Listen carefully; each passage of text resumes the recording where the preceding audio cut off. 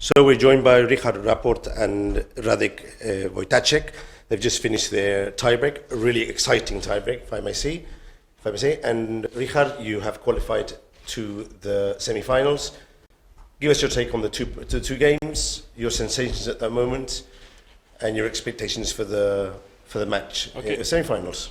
I was just unexplainably lucky just to get to play today. Yeah, I mean basically.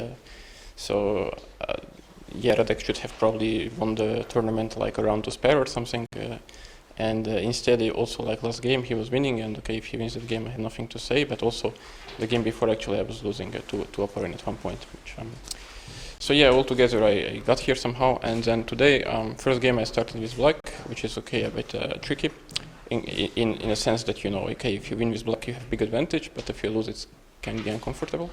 And draw is not sure, for the other player because he loses the white game. And then I got kind of lucky position this time out of the opening. And then I felt at one point that we were both playing for more than it was in the position. I mean, objectively it should just be equal, I think, after c5. But then also Radek was making very ambitious moves, and I also tried to create something. And then this resulted in a rook game, which probably is fine for white, but it just seems extremely uncomfortable because I'm literally not risking anything, and he has to watch out every time for checks. And at the end, when he was low on time, he just blundered the mate, which obviously was extremely lucky.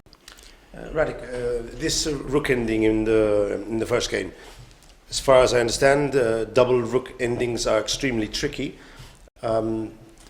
Was it difficult to decide between the different defensive setups you had to use, and that's maybe the reason why you couldn't get the draw? Sort of. At first, I probably didn't have to go for this endgame. I should just go DC instead of rook c1. But rook c1, I thought that this is like playing for more, which was probably not necessary at that. And when we got there, probably I should do something like to lose h3 pawn and go for the endgame 1 versus g and f. But I didn't really want to go for that. And then I got I had like 30 seconds so it's now of course it's easy to say where I should improve. But when you are sitting there with seconds, you don't really know if you should spend those seconds exactly now, or it will be needed in one or in some other moves. So I should probably defend better, but obviously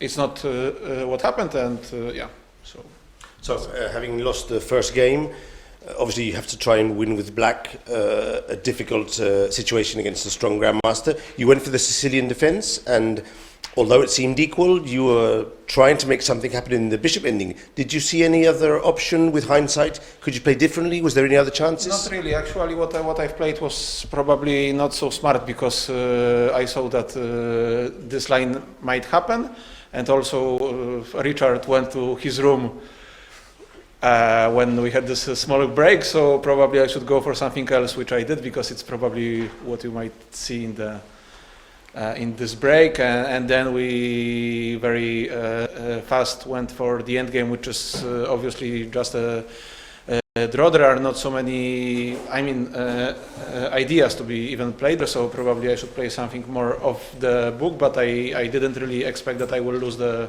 game with white, so I was not really ready for this scenario. Okay. In any case, congratulations.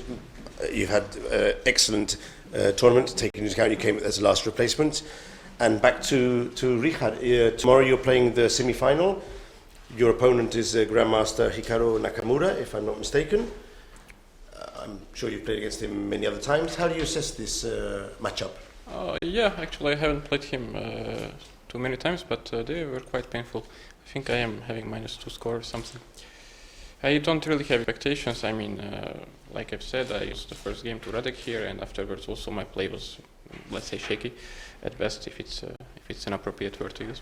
So, and Hikaru was playing very strong and very stable. I mean, yesterday I think he was kind of shaky as well. Let's put it this way, but okay, it happens. And Sipenko was also a very strong opponent.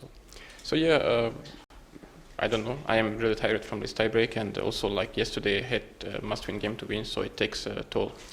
But I guess there is no rest for the wicked, you know. So I have to keep on going. Yeah. Okay. Thank you both for coming to the press conference, and good game tomorrow. Thanks. Thank you. Thank you.